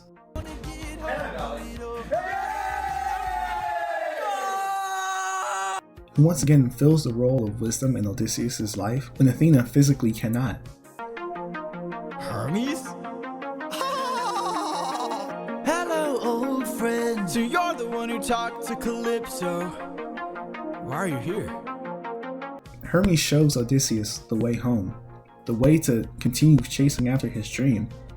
And because the wisdom that was returned to him gave Odysseus a deeper understanding of trust, he is able to trust Hermes without issue, follow his guidance as he once did despite having had the most horrific moments of his life been inflicted upon him by gods like Hermes. And lastly, the wind back. We went through so much to get this. Keep this bag closed if you wanna get home, sir. You won't get another time to try. The raging storm inside won't let you get closer. It was meant to stop you by design. 'Cause no mortal can pass Poseidon's storm. Open this bag and you'll never make it home. You'll never make it home. With his full trust in Hermes' wisdom, Odysseus is also able to embrace what he has learned from Aeolus, which also reflects what Athena fought with Ares over, Odysseus' bravery. Ares!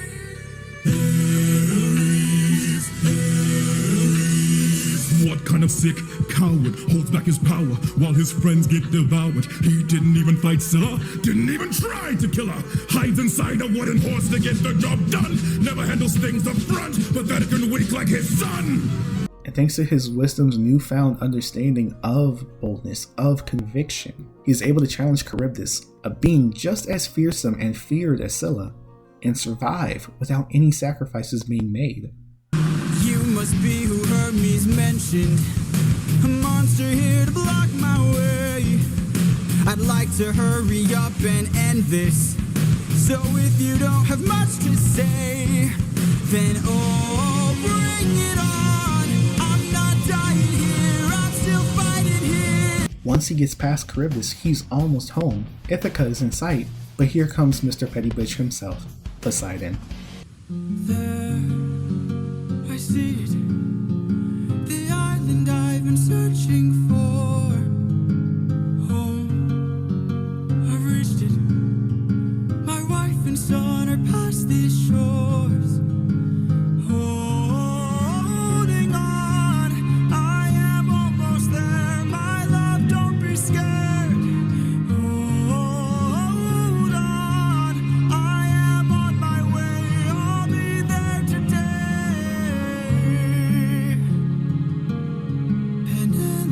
Penelope. What? No! And this song specifically is why I say he represents retaliation and not ruthlessness, because if he was ruthless, he would have just sunk Odysseus at any point just now. Like, this man has been sailing uncharted water on a raft. He could have sank Odysseus and no one would have thought anything of it. They would have been like, yeah, he was sailing on a raft on the open ocean. I don't know why he thought that was a good idea. And Poseidon would be like, I know, right? That's crazy. Oh no. Oh, so sad. Oh well. But no, he wants Odysseus to know what's happening and to suffer for it. This man has been waiting outside of Ithaca for 10 years on the off chance that Odysseus is alive and happens to make it back home. Poseidon? Waiting.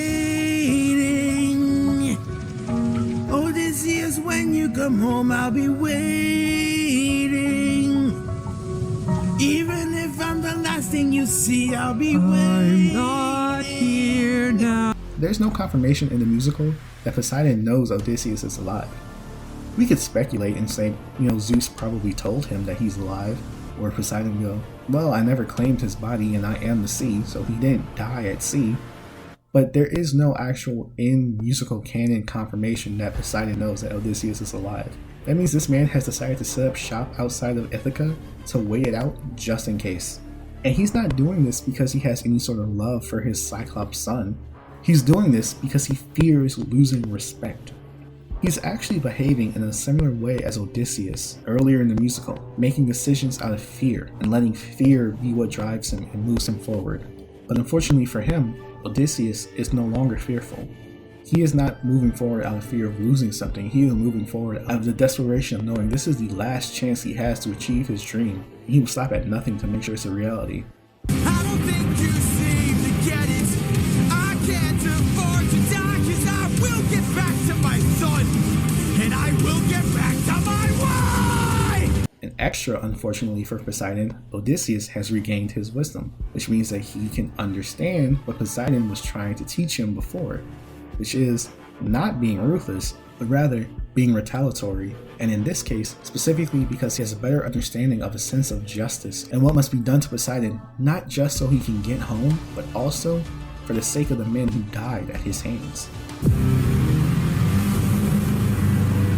You're going to call off that storm. Or what? You can't kill me. Exactly.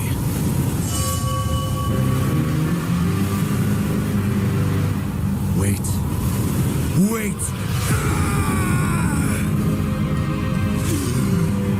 How does it feel to be helpless? How does it feel to know pain? I watched my friends die in horror, crying as they were all slain. I heard their final moments, calling their captain in vain. Look what you turned me into. Look what we've become. We start this saga with the song The Challenge, and here, for the first time, we are introduced to Penelope the character and not just Penelope, Odysseus' dream. I'm supposed to choose a suitor to wear the crown. I said I would choose as soon as I weave this shroud. In this character introduction, we see that she mirrors her husband, albeit when we first met him at the start of the musical, in the sense that Odysseus serves as her dream as well, and she is using her cleverness and wit, as well as her unshakable willpower, in order to hold off the monsters that she is facing on her own. And I don't just mean her cleverness as expressed through her issuance of the challenge, but also in the first line she says, in which she has been weaving and unweaving a shroud every day and night, in order to buy herself time and hold off the suitors' relentless pursuit of her. They don't know that every night I unthread all the work I've done, 'cause I'd rather lie than allow them to think they've won, though I never thought that I'd resort to this. Just know I'll be here. This also serves as an interesting connection between Penelope and Athena, the goddess of war, handicraft, and practical reasoning, or, as we know today, wisdom. Personally, I'm just going to assume this is after her time with Arachne, and that's why she's helping Penelope, not just because she matters to Odysseus and Telemachus, but because she herself has also earned the goddess's respect through her clever application of her skills. Speaking of being clever, Penelope issues a challenge that she knows only her husband will be able to pass. She gives a seemingly practical test based on physical strength or martial experience, but in reality, it's a trick. A test that requires knowledge and understanding of how the specific bow works in order to string it. Something that requires brain and not brawn to overcome. A test only a warrior of the mind can pass. Whoever can string my husband's bow and shoot through 12 axes cleanly will be the new king. Sit down at the throne and rule with me as his queen. And if she's wrong and someone else is able to pass besides her husband, it won't matter because the test will kill her. Let the arrow fly once you know that your aim is true. 'Cause I'd rather die than grow old without the best of you. Honestly, Penelope is such an incredible character, and it's a shame we only get 2 proper songs with her, but man, does Jorge's writing and Anna's vocals make the absolute most out of those songs. So I never thought that these would be the lengths we go for love. I would not have it any other way. The last 2 things I want to address with this song is that what I think we're seeing here, what we're finally witnessing by following Penelope's perspective for a moment, is the actual reason why Hera agreed to Athena's request in God Games. I, albeit briefly, addressed what each of the gods' challenges represented and what Odysseus would learn from them, except for Hera and Zeus, ironically, the terribly toxic married couple, because I knew that we would be getting it here in this section of the musical with the powerfully positive married couple. I think that Hera agreed to Athena's request not solely because Odysseus was loyal to Penelope, but because Penelope was equally loyal to him in return. If she wasn't, or if either partner had been putting their all into a relationship and were unknowingly receiving next to nothing in return, I don't think she would have endorsed it. And not in an angry, vengeful way either, but more so in a, it's better to let them suffer because their dream shines so bright than it is to let them suffer because their reality is so dark. I mean, she does have the most first-hand experience with that after all. I think she, as a goddess of marriage and family, would have seen keeping Odysseus on Calypso's island as a mercy granted by her if Penelope had been unfaithful to him. But she wasn't, because she's equally as incredible as Odysseus, just as legendary in her own right. So she and her dream are unknowingly blessed by the patron goddess of all women and mothers. The second thing I want to cover real quick is the waiting motif that Penelope sings.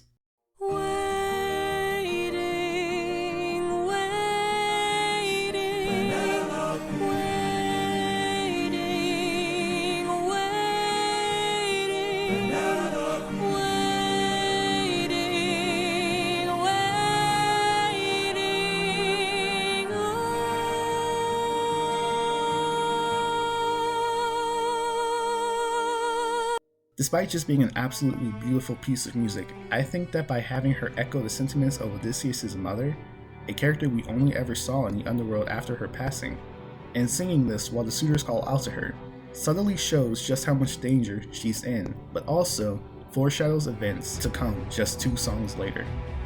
And with that, we transition into the next song, Hold 'Em Down, which acts as another mirror of the king we once knew at the beginning of the musical, except this time, it's an incredibly f***ed-up mirror. This song is Antinous' mix of Horse and the Infant and Full Speed Ahead.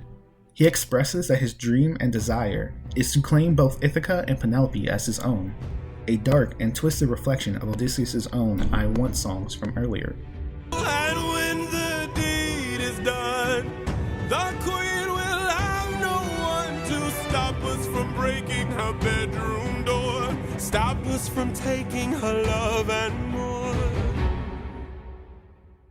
And then we'll hold her down. While her gate is open, hold her down. While I get a taste, hold her down. While we share her spoils, I will not let any part go to waste. He is shown through both lyrical ability and vocal performance. Shout out Aaron Alexander for absolutely coming through on one of the best villain songs to be penned since Hellfire from Hunchback, as incredibly charismatic. able to command these suitors and have them immediately fall under his leadership, giving them commands that they're more than willing to follow because it will lead them to the victories that they want. I say we gather near the beaches.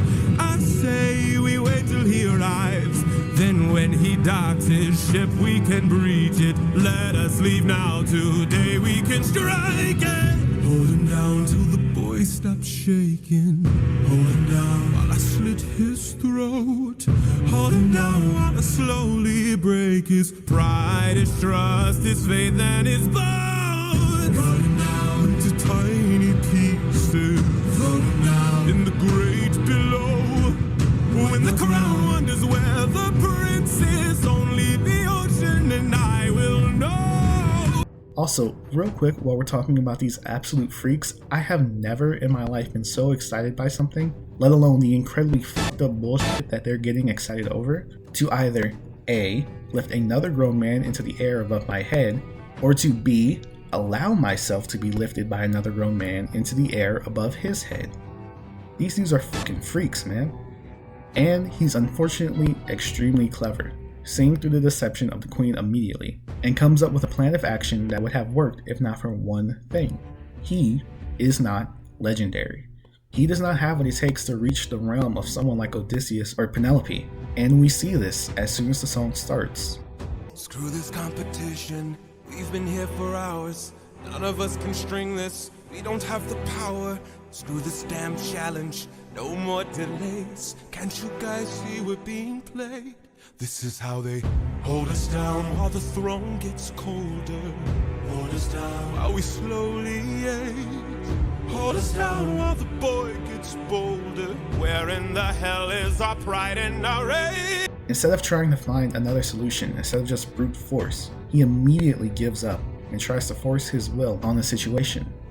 That might have worked on people who were lesser than him, but it definitely is not what it takes to overcome all odds, fight off gods and monsters, and submit your story in the annals of history so successfully that somewhere between 60 to 70% of all stories told after you're long gone are just reinterpretations or remasters of your own.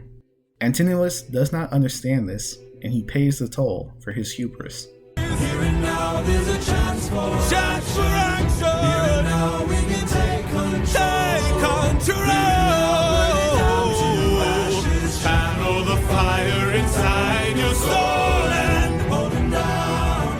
Hold him down. Hold him down. Hold him down. Hold him down. Channel the fire inside your soul.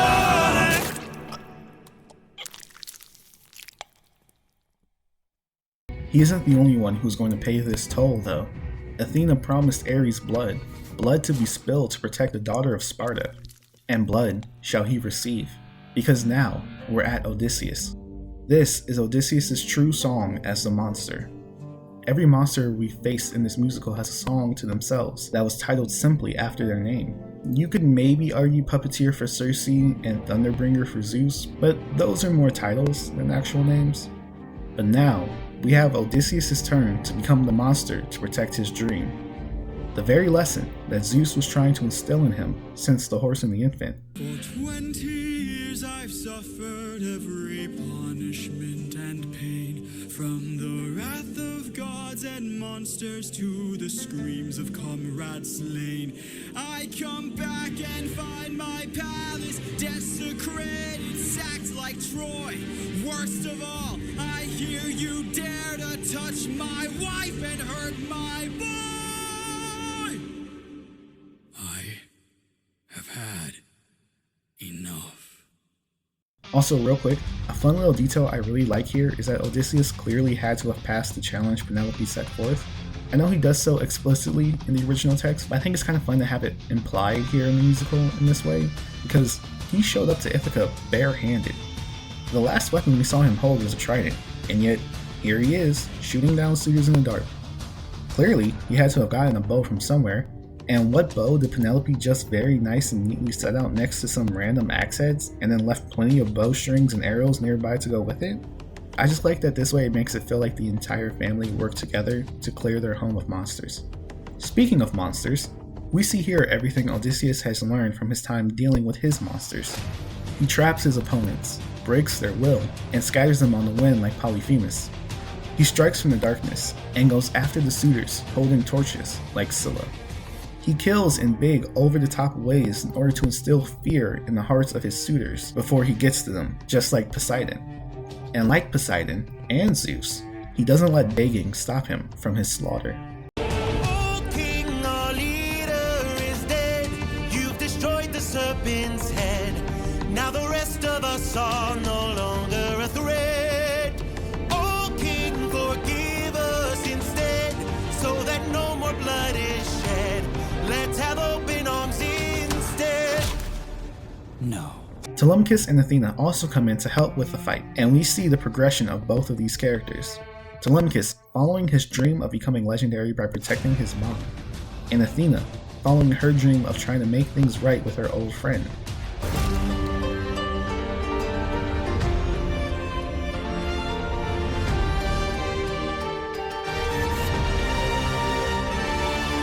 Throw down those weapons, and I ensure you'll be spared.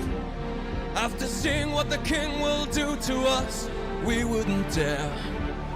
I don't want to hurt you, but trust me, I've come prepared.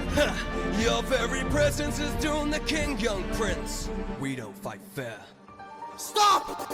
There are honestly some pretty incredible things happening here in the musicality of this song, but you can find Jorge himself breaking down those things for you far better than I ever could over on his channel. The last thing to note is the chanting at the end of the song.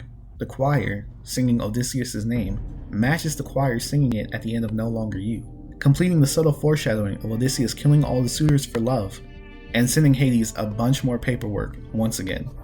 I also like to think that the choir singing the chorus, both here and there, are the men Odysseus has lost along the way, showing him having become more than a man by being able to conjure background vocals without other people present.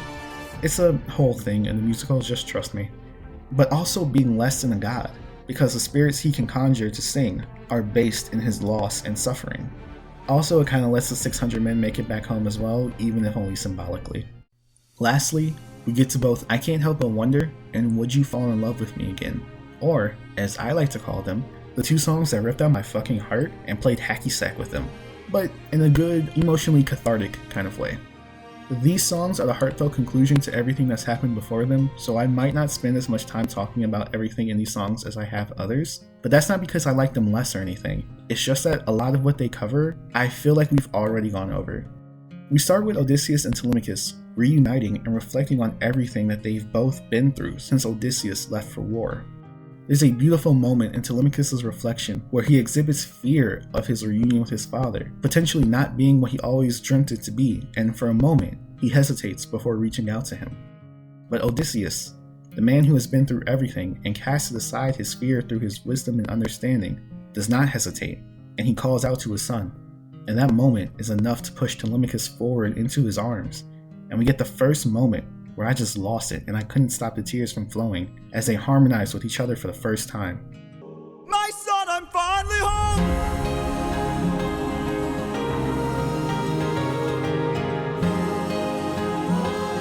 Father, how I've longed to see you. Telemachus, I'm home. Then, as if that wasn't enough of a gut punch, Odysseus feels Athena nearby and calls out to her in the same way he used to when they were younger. Show yourself. I know you're watching me. Show yourself. And here is some attention to detail that I just love in the livestream animatics. When he comes before Athena, when he enters into the mental space that they once shared, a space where they couldn't help but bear their true identities and true feelings, Odysseus does not have the red eyes of a monster. Despite everything he has done, deep within his own mind, he still holds out hope that he is more than what he has become. And in a reflection of that, Athena sees him for the man she knew him as before, the man she knows he still is. The two people in Odysseus' life who knew him the best, Athena and later Penelope, do not see Odysseus as the monster. But I'm getting a little bit ahead of myself. In this moment, Athena reaches out and offers an apology in the main way she knows how, through a proposal of action. We can still make a greater tomorrow. We can still change the world, but this time, we'll do it your way. So let us both go forth and meet the world with open arms. I can't help but wonder what this world could be if we all held each other with a bit more empathy. I can't help but feel like I led you astray.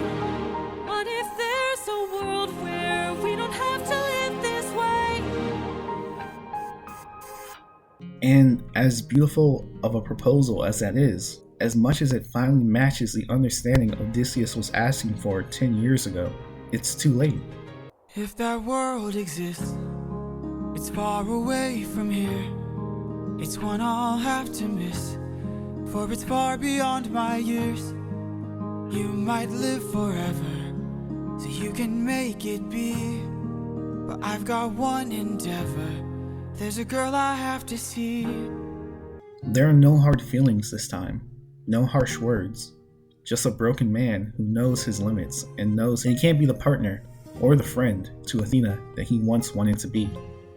It has taken everything from him just to get to this point, and all he can do now is reach out for the dream standing right in front of him. And Athena, in her mastery of understanding, in her deepened wisdom, gets it immediately. She doesn't push. She doesn't try to convince Odysseus otherwise. With a sad smile, she just accepts him and protects what he wants this time. She understands that there's no fixing what happened between them, only making it better than it is now, and this is the first step towards that. Very well. Also, again, live stream animatic detail, but I love that she scarred over one of her eyes. I know it's from a different mythology, but often Odin is depicted as having traded his eye for wisdom, and now we have Athena trading her eye for Odysseus to receive his wisdom. Honestly, it's just peak. This is the peak saga of Peak the Musical, written by Peak Rivera Herons. But there's still one more song left of this masterpiece before curtain call. Would You Fall in Love with Me Again? This is the second part of the saga that broke me. It's just so beautiful. We start with Odysseus standing outside of Penelope's door, hesitating, just like Telemachus did. He doesn't know if the other side of this door holds a happy ending or just another Greek tragedy for him. But there's only one way to find out, so he pushes forward. Immediately, we and Odysseus are greeted with another glimpse into what Penelope has been enduring since Odysseus has been gone. Is it you? Have my prayers been answered? Is it really you standing there? Or am I dreaming once more? You look different. Your eyes look tired. Your frame is lighter. Your smile torn. Is it really you, my love? She isn't even sure if she can believe her eyes yet, or if this is just another dream, since that is the only place that she has been able to see him for the past 20 years. And poor Odysseus, he's so broken and beaten down by this point that he can't even hold it together. Immediately, he starts to express his fears and concerns about everything he's done, everyone he's done them to, and how much all of that has changed him. He doesn't know if Penelope will accept him for who he is now, or see him as someone different, a stranger she has no affection for. So, in one last act of fear, Odysseus makes the decision for her, and declares himself as being different, tells her that he has changed, and is no longer the person she was hoping would come back, because that's easier for him to handle, easier for him to accept, than to just have her come outright and say it to him. I am not the man you fell in love with. I am not the man you once adored. I am not your kind and gentle husband. And I am not the love you knew before. And Penelope, best of wives and best of women, sees through it immediately, and before Odysseus even finishes his chorus, she comes up with a plan of action. If that's true, could you do me a favor? just a moment of labor that would bring me some peace. See that wedding bed, could you carry it over? Lift it high on your shoulders and take it far away from here. From her perspective, I imagine this as like a flip on Suffering and Different Beast. For her, there is this sad imitation of her husband standing before her crying out for her love. But she doesn't just want a sad imitation, she wants her husband proper. And the only way to get to him is to outsmart this monster in front of her. So she uses a tactic that they would use to flirt with one another when they were young, giving each other riddles to solve. This monster falls right into her trap, not even seeing the bait and net waiting for it. And the moment it becomes infested, Penelope flips the script. Instead of Odysseus knowing that the monster was not his wife, Penelope reveals that she knows her husband standing in front of her is not a monster. He is not a different beast. He's the dream she's been chasing after for 20 years, and to act like he isn't is an insult to the both of them and everything that they've shared, everything that they've suffered.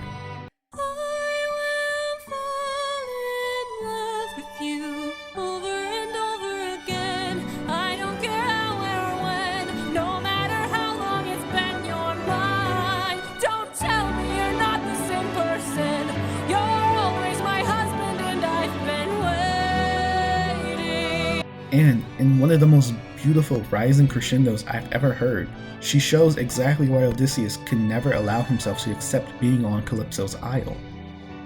Penelope doesn't have to tell Odysseus to let her speak. She takes charge and sings over him until he hears her. Calypso, Let me speak. Penelope.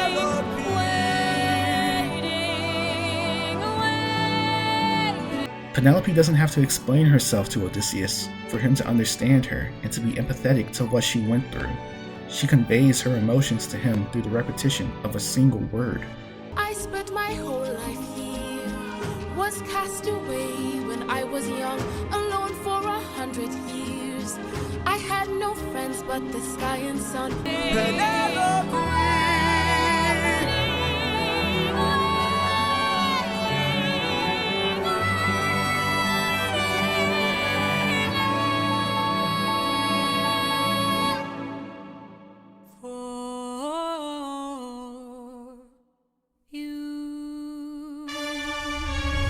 And Penelope doesn't have to beg for Odysseus to tell her that he loves her.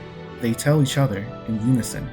I'm angry and tired and restless and sad. I'm stuck in the moments I swore that we had. I wish you would chase me or try to embrace me for once. I wish you would lie and say I love you.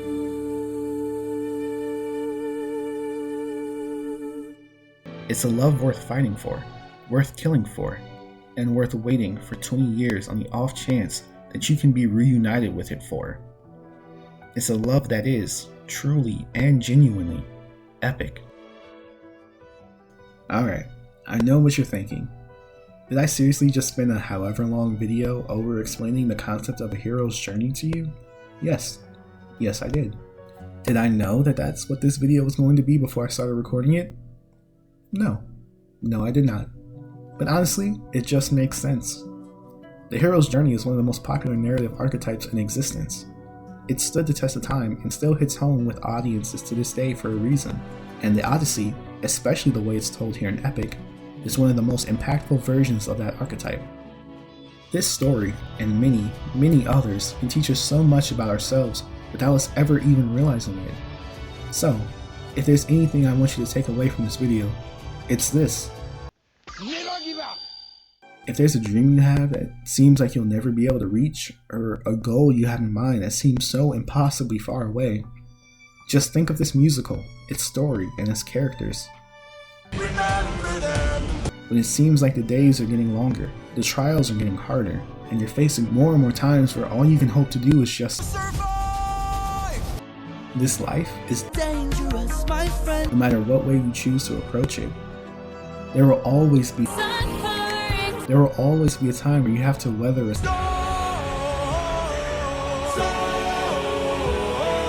You'll find yourself changing as you tackle every problem, fight off every monster. And after everything you've done, you might look in the mirror one day and feel like the reflection you see is No longer you. But to live your life other than just accepting whatever shitty hand it deals you.